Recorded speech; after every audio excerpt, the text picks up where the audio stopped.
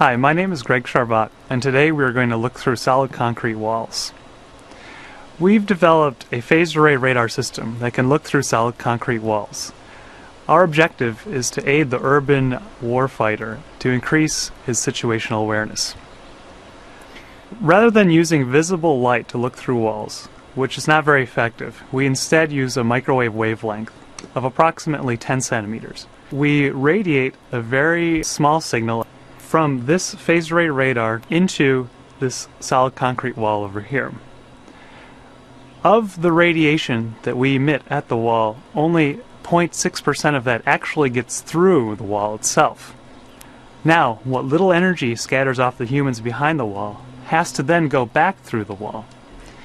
When it goes back through the wall, it again loses 99.4% of that energy that was scattered off the humans. And now this extremely weak signal comes back through the wall towards our radar where we receive it. So what the radar does is it virtually simulates 44 beam combinations along the aperture of the radar.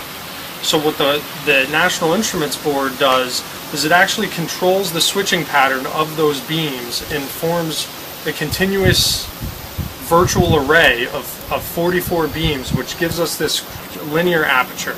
And all those beam combinations and beam samples are then A to D'd and acquired by that gaming PC, fed into the imaging algorithms, and then displayed in the user interface that was created to visualize that 10 frames a second of the target scene behind the wall.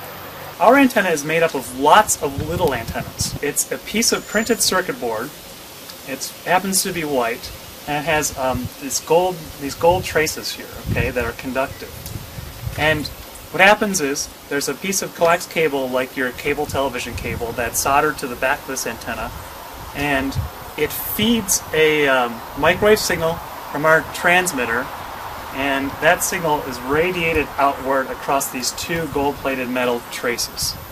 And that signal propagates then through free space to the wall, off the targets, and then back. For the receive antenna, what happens is microwave energy comes in to this antenna, and it's collected all the way down to the back here and fed into a coax cable where we discriminate and analyze it digitally later. This is the transmit chassis, which basically sends signals out.